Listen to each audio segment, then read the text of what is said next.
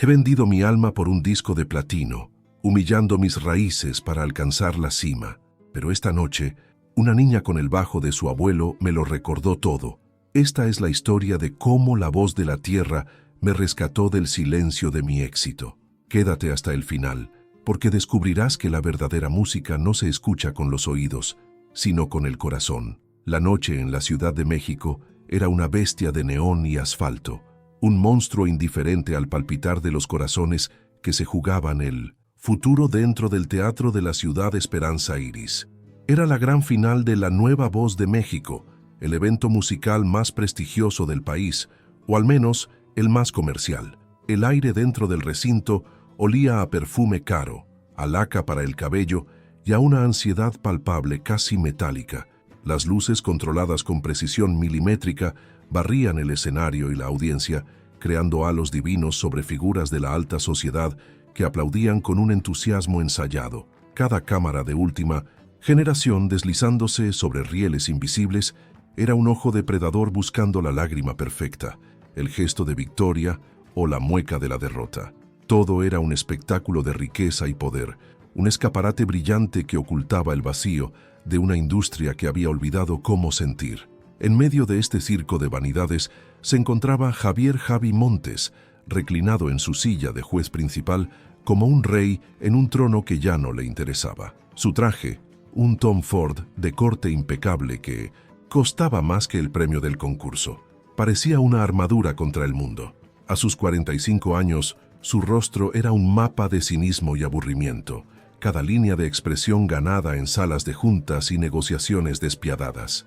Observaba a los concursantes con una apatía calculada, desmenuzando cada actuación no por su arte, sino por su potencial de venta. Para él, la música se había convertido en una ecuación matemática, una fórmula de estribillos pegajosos y rostros bonitos que garantizaban millones. La autenticidad era un riesgo que su discográfica, una de las más grandes de Latinoamérica, simplemente no podía permitirse. Fue entonces cuando la llamaron. Y ahora, desde un pequeño pueblo de Jalisco, recibamos a Xochitl. El nombre sonó exótico, casi alienígena en aquel ambiente de anglicismos y glamour prefabricado. Una joven apareció desde la penumbra del lateral del escenario, caminando con pasos cortos y vacilantes. No llevaba lentejuelas ni cuero, sino un sencillo huipil blanco bordado con flores de colores vibrantes, una prenda que parecía gritar su origen en medio del océano de negro y brillos. Su cabello, largo y oscuro, estaba recogido en 2 trenzas que caían sobre sus hombros. Pero lo que más destacaba era el enorme y viejo guitarrón que abrazaba contra su pecho, un instrumento de madera gastada, con cicatrices que contaban historias de incontables fiestas, serenatas y duelos. La reacción de la audiencia fue inmediata y cruel. Un murmullo que recorrió las primeras filas, seguido de risas apenas disimuladas. Alguien susurró, ¿es una broma? Lo suficientemente alto para que los micrófonos de ambiente lo captaran. Los otros 2 jueces, una estrella de pop y un reggaetonero de moda, intercambiaron miradas de incredulidad y diversión.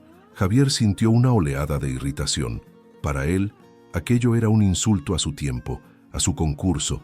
Era la encarnación de todo lo que había luchado por dejar atrás, el folclore, la tradición, la pobreza que él asociaba con esa música de pueblo. Su desprecio era una coraza que había tardado décadas en forjar y no iba a permitir que una niña con un instrumento anticuado la abollara. Si esta historia ya te atrapó, suscríbete al canal y cuéntanos desde qué ciudad nos estás viendo. No te arrepentirás de lo que viene. Javi se inclinó hacia su micrófono, una sonrisa sardónica curvando sus labios. La luz principal se centró en él, dándole el protagonismo que tanto disfrutaba. Sabía que las cámaras lo amaban en estos momentos, cuando su agudo cinismo se convertía en entretenimiento televisivo de máxima audiencia. No vio a la joven, solo vio un arquetipo, un cliché que debía ser eliminado para mantener la calidad de su espectáculo. El silencio se hizo en el teatro, expectante. Todos esperaban la frase lapidaria del productor más temido y respetado de la industria. Él saboreó el poder de ese silencio, la capacidad de construir o destruir un sueño con apenas un puñado de palabras, un poder que Era su droga y su maldición. Con un tono que mezclaba la burla y una falsa curiosidad, Javi lanzó su dardo. ¿En serio?, comenzó, su voz resonando en cada rincón del teatro. ¿Viniste a un concurso del siglo XXI con el bajo de tu abuelito? ¿Dónde dejaste el resto del mariachi, niña? La humillación fue pública, directa y brutal. Las risas en la audiencia ya no fueron contenidas, sino abiertas y estruendosas. Xochitl se quedó inmóvil en el centro del escenario, un pequeño punto de color en una inmensidad oscura. Las luces de alta tecnología la bañaban, exponiendo cada detalle de su desconcierto. Sus grandes ojos oscuros, que hasta ese momento brillaban con una mezcla de nervios y esperanza, se llenaron de lágrimas que amenazaban con desbordarse. Por un instante, pareció que se daría la vuelta y correría, que la crueldad del mundo moderno finalmente había aplastado su espíritu ancestral. La audiencia esperaba el colapso, el drama que alimentaría los programas de chismes al día siguiente. Pero entonces algo cambió en su postura. Respiró hondo, un acto casi imperceptible pero cargado de una fuerza insospechada. Su espalda se enderezó. Sus manos, que temblaban ligeramente, se aferraron con más fuerza a la madera cálida y familiar de su guitarrón. No era solo un instrumento, era un escudo, un ancla, el último vestigio de su historia familiar. Levantó la barbilla, las lágrimas contenidas en sus párpados, y miró no a Javier, sino a un punto lejano por encima de la audiencia. Sin pronunciar una sola palabra en respuesta a la ofensa, Xochitl se acercó al micrófono solitario que la esperaba. Cada paso resonaba en el silencio que ahora había caído sobre el teatro, un silencio denso, cargado de la tensión de lo que estaba por venir. No había desafío en su rostro ni rabia, había algo más profundo, una dignidad tranquila y una resolución inquebrantable. Abrazó su guitarrón como una madre abraza a su hijo, cerró los ojos y en ese gesto se aisló del mundo hostil que la rodeaba. Se transportó a otro lugar, a un patio de tierra en Jalisco, al aroma del café de olla y al sonido de la lluvia sobre un techo de lámina. El teatro y su jurado despiadado dejaron de existir. Solo quedaban ella y el alma de su familia contenida en 6 cuerdas.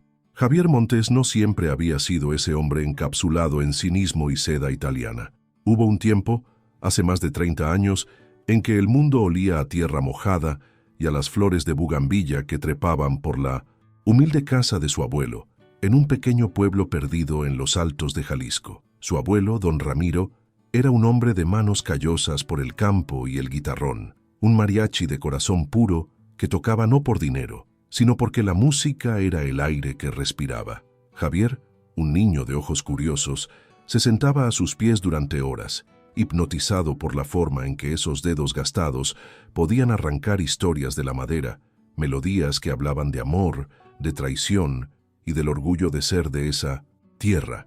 Don Ramiro le enseñó sus primeros acordes en un guitarrón más pequeño, hecho a su medida. La música, Javi, le decía con su voz grave, no está en las cuerdas, está aquí, y se golpeaba suavemente el pecho. Es el latido de tus ancestros. Nunca vendas ese latido.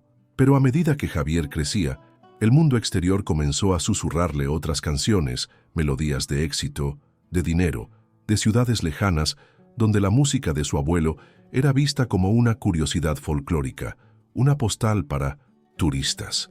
La ambición, una semilla que creció descontroladamente en su interior, le hizo ver las enseñanzas de su abuelo no como una herencia, sino como una cadena que lo ataba a la pobreza y al anonimato. La ruptura fue inevitable y dolorosa. A los 18 años, con una maleta llena de sueños y una guitarra eléctrica barata, anunció que se iba a la capital a hacer música de verdad. La decepción en el rostro de don Ramiro fue una imagen que se grabaría a fuego en su memoria. Esa música de 1900... Plástico no tiene alma, hijo. Te dejará vacío, le advirtió. Javier, lleno de la arrogancia de la juventud, respondió con crueldad. Prefiero estar vacío en un penthouse que lleno de alma en este lodazal. Fueron las últimas palabras que cruzó con su abuelo, quien murió 2 años después, mientras Javier firmaba su primer contrato como productor, un contrato que le exigía explícitamente alejarse de cualquier sonido demasiado mexicano. Su ascenso fue meteórico y despiadado. Aprendió a diseccionar la música, a despojarla de cualquier complejidad o emoción genuina para convertirla en un producto de consumo masivo. Creó estrellas pop de la noche a la mañana, fabricando sus imágenes, sus voces y hasta sus vidas personales. Acumuló una fortuna inmensa, propiedades en Miami y Nueva York, y un poder en la industria que le permitía dictar las tendencias del mercado latino. Pero la profecía de su abuelo se había cumplido. Su lujoso apartamento en el corazón de Polanco, un espacio minimalista, decorado con arte contemporáneo y premios de platino, era un mausoleo de silencio. Las noches eran largas y la soledad, una compañera constante que ni el whisky más caro podía ahuyentar. A veces, en la quietud de la madrugada, creía escuchar el eco lejano de un guitarrón. Mientras tanto, a cientos de kilómetros de distancia, en ese mismo Jalisco que Javier había repudiado, la vida de Xochitl había estado tejida con los hilos de la música y la pérdida. Huérfana desde muy niña, fue criada por su abuela, una mujer sabia y fuerte cuyo único patrimonio eran las historias y las canciones que le habían sido legadas. Su casa era pequeña, de paredes de adobe y un patio central donde las gallinas picoteaban libremente.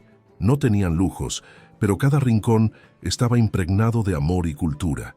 El guitarrón, aquel que ahora sostenía en el escenario, había pertenecido a su bisabuelo, luego a su abuelo, y era la conexión más tangible con los padres que apenas recordaba.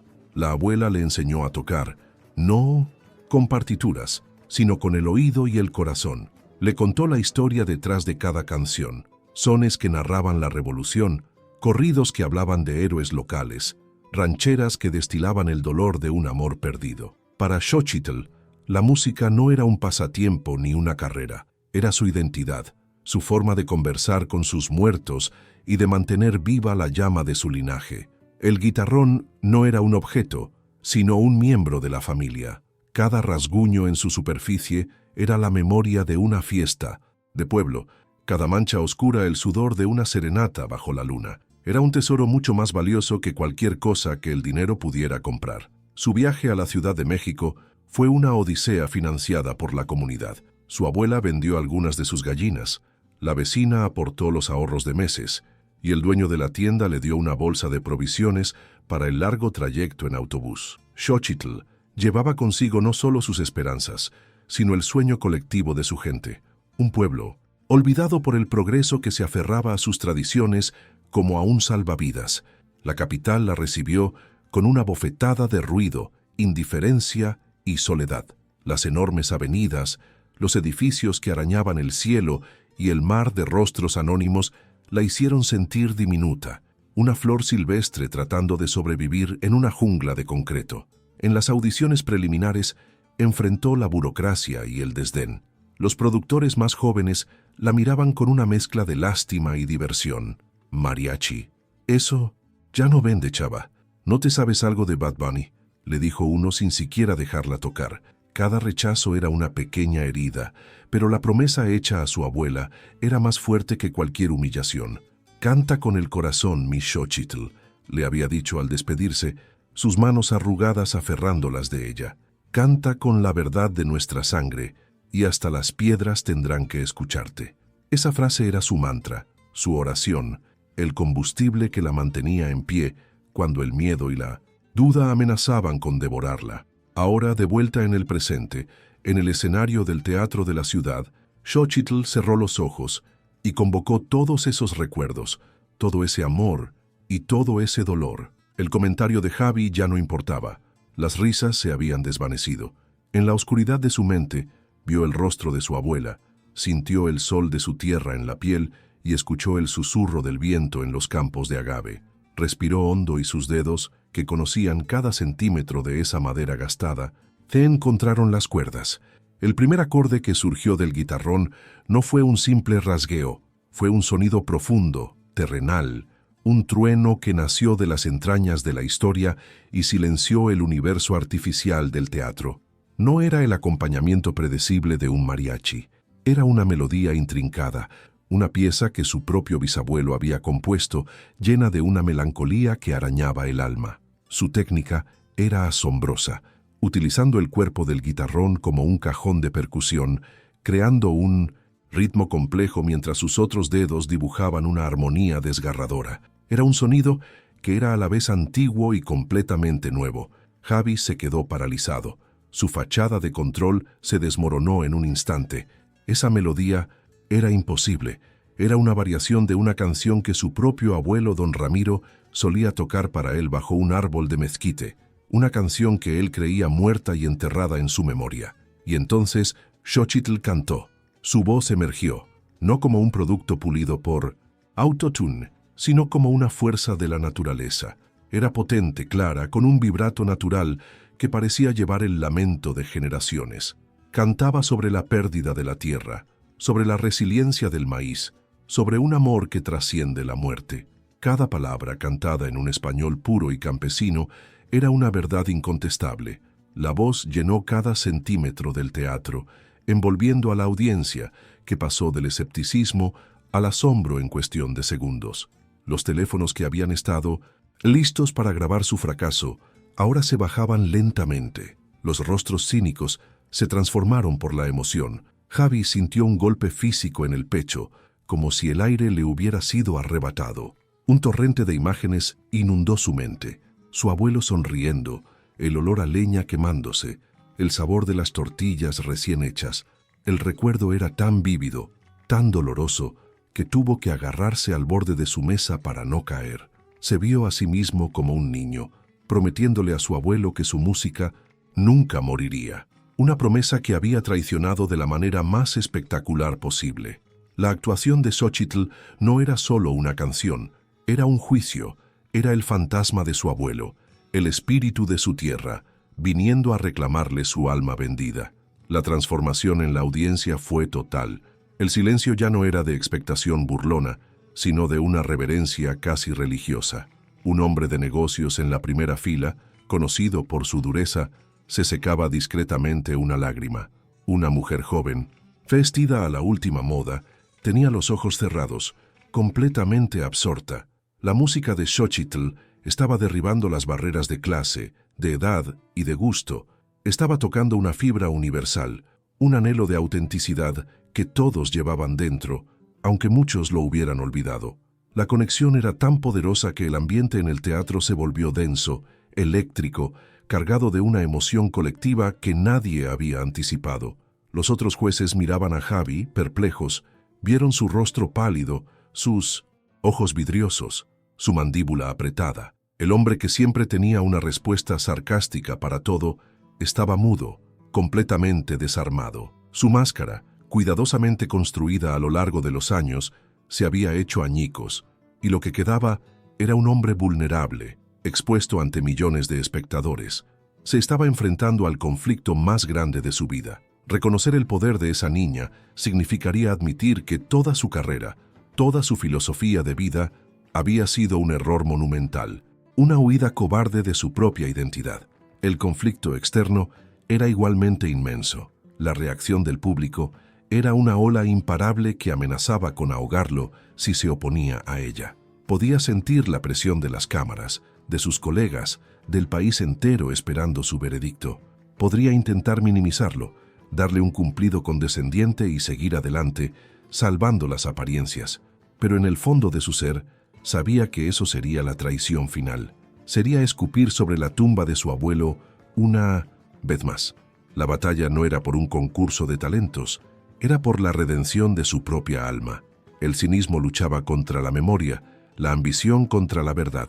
La canción de Xochitl alcanzó su clímax. Su voz se elevó en una nota final, larga y sostenida, una nota que parecía contener toda la alegría y el dolor del pueblo mexicano. La sostuvo hasta que se desvaneció en el aire, dejando tras de sí un silencio absoluto, más profundo y pesado que cualquier sonido. Y en ese silencio, Javi entendió que el éxito que había perseguido con tanta ferocidad era una jaula dorada y que esa niña, con su guitarrón viejo y su vestido bordado, era más libre y más rica que él. La música que él había llamado anticuada era, en realidad, eterna. El silencio se mantuvo por un latido, 2, 3, y luego se rompió, no con un aplauso educado, sino con una explosión, una catarsis colectiva. El teatro entero se puso de pie, y una ovación atronadora, visceral, sacudió los cimientos del edificio. Gritos de «¡Bravo! ¡Viva Jalisco!» y «Esa es la voz de México» llovían desde el gallinero hasta las butacas de terciopelo. La gente no solo aplaudía una actuación, celebraban el redescubrimiento de algo que creían perdido, una parte de su propia identidad que les había sido devuelta en forma de canción. Era un momento de comunión nacional, transmitido en vivo a millones de hogares. En el escenario, Xochitl finalmente dejó que sus lágrimas fluyeran, pero ya no eran de humillación, sino de una abrumadora gratitud y liberación. Apretó el guitarrón contra su corazón, el viejo amigo que le había dado la fuerza para enfrentar al monstruo y salir victoriosa. Miró a la multitud de rostros emocionados, de manos que aplaudían hasta enrojecer, y con una humildad que contrastaba con la magnitud de su triunfo, hizo una simple y profunda reverencia. No necesitaba decir nada. Su música ya lo había dicho todo. El alma de su pueblo había hablado a través de ella, y el mundo, finalmente, había escuchado. El presentador, con la voz visiblemente quebrada por la emoción, se acercó al panel de jueces. Sus ojos, como los de todos en el teatro y en el país, se posaron sobre un solo hombre, Javier, sin palabras. Simplemente sin palabras. Necesitamos tu veredicto. Las cámaras hicieron un primer plano del rostro de Javi. Era la imagen de un hombre en ruinas y al mismo tiempo en proceso de reconstrucción. La tensión era insoportable. Su decisión en ese momento no solo afectaría el futuro de Xochitl, sino que redefiniría el suyo para siempre. El imperio que había construido se tambaleaba sobre la base de esa única y simple elección. Javier se puso de pie lentamente, sus movimientos pesados, como si cada miembro de su cuerpo pesara una tonelada. Levantó el micrófono hacia sus labios, pero durante varios segundos ningún sonido salió. Se tragó el nudo que tenía en la garganta y miró directamente a los ojos de Xochitl, una mirada que cruzó la distancia del escenario y que contenía 30 años de arrepentimiento. Cuando finalmente habló, su voz era casi un susurro, rasposa y cargada de una vulnerabilidad que nadie le había conocido jamás. «Perdóname», comenzó, y la palabra resonó con la fuerza de una confesión. «Perdóname, Xochitl, yo no me estaba burlando de ti», continuó, su voz ganando fuerza, una fuerza que no venía del poder, sino de la verdad. «Me estaba burlando de mí mismo, de todo lo que olvidé para convertirme en quien soy».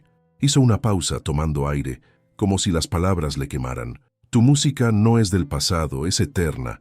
Es el alma de México, un alma que yo vendí».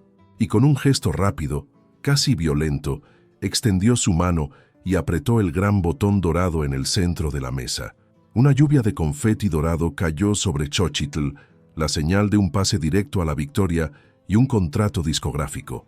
Pero Javi no se detuvo ahí, y quiero dedicar el resto de mi carrera a ayudar a que esa alma la escuche el mundo entero. ¿Te está gustando esta historia?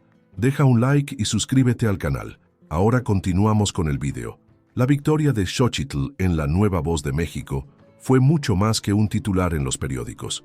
Se convirtió en un fenómeno cultural, un punto de inflexión que sacudió a la industria musical desde sus cimientos. Su historia, la de la joven indígena que silenció a los cínicos con la verdad de su música, se convirtió en una leyenda moderna. Las estaciones de radio, que durante años habían ignorado la música tradicional, ahora ponían sus canciones en alta rotación. La gente en la calle tarareaba sus melodías. Se desató un renovado orgullo por las raíces mexicanas y de repente, ser folclórico ya no era anticuado, sino radicalmente auténtico. Javier cumplió su promesa con la devoción de un converso. Las sesiones de grabación del primer álbum de Xochitl no se llevaron a cabo en un frío estudio de la ciudad, sino en una vieja hacienda en Jalisco que Javi alquiló para la ocasión. Por primera vez en décadas no estaba dictando, sino escuchando. Pasaba horas hablando con Xochitl y su abuela, aprendiendo sobre el significado de cada canción, absorbiendo la cultura que había rechazado.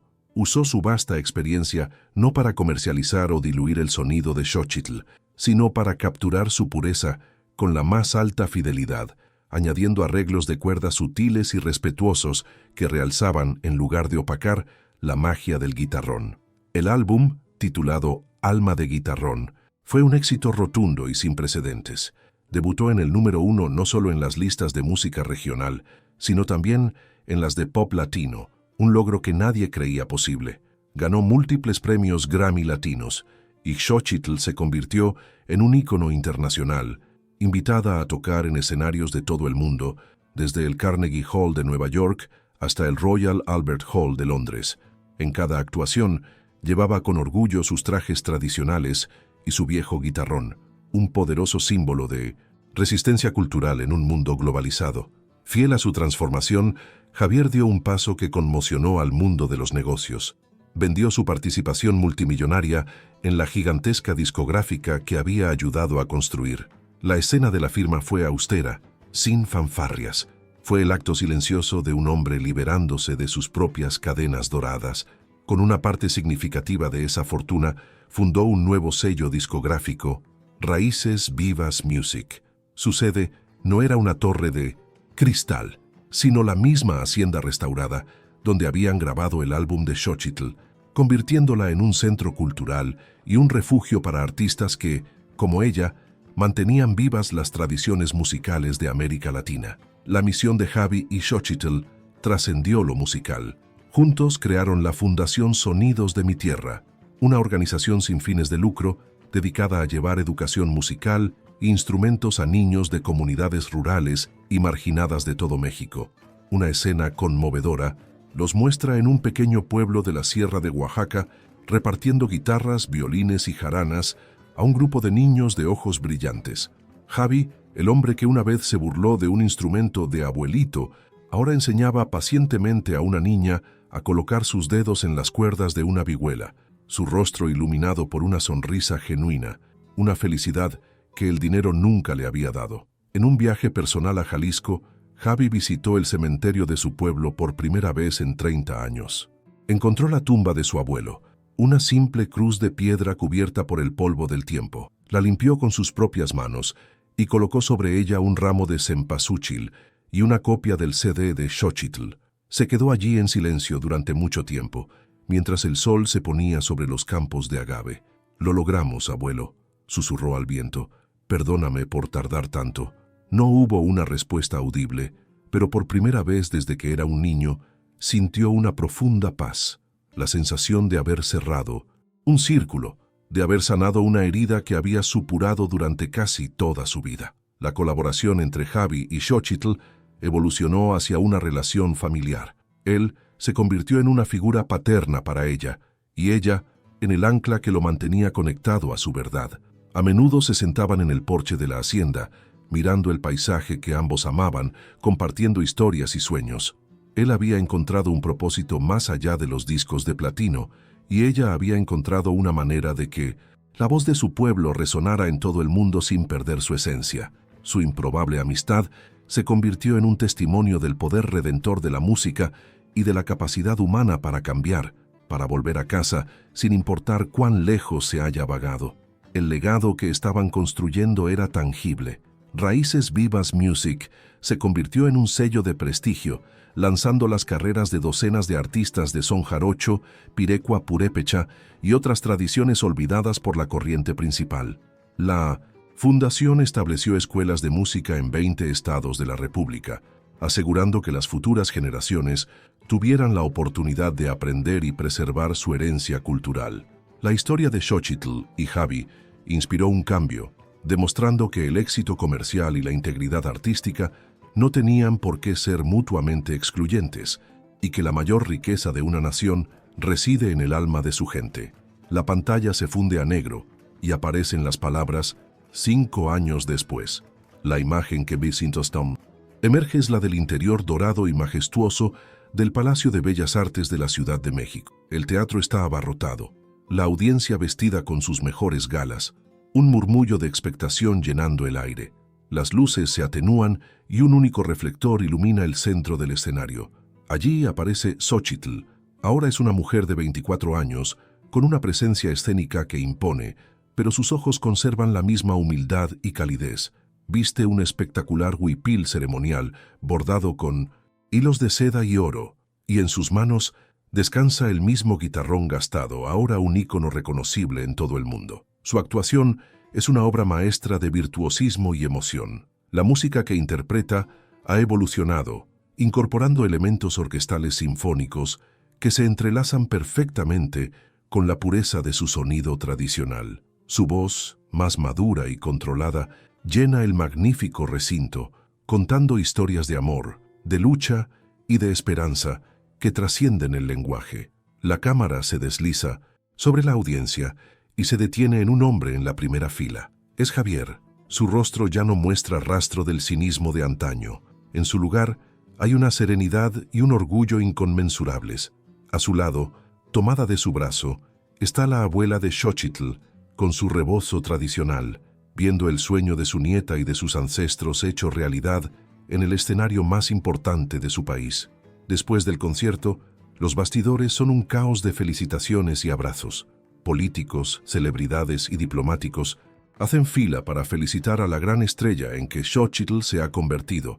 Ella agradece a todos con una sonrisa amable, pero se la ve un poco abrumada.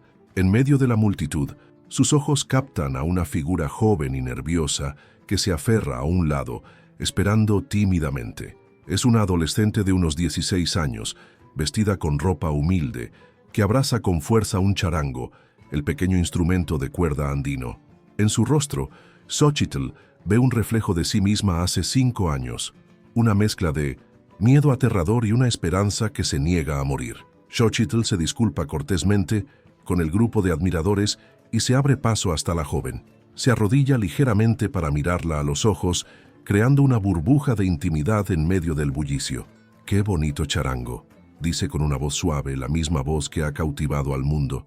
«¿Cómo te llamas?». La joven, temblando, apenas puede susurrar su nombre. Le cuenta que ha viajado durante 3 días desde una comunidad en las montañas de Inensirum, Chiapas, solo por la oportunidad de mostrarle su música.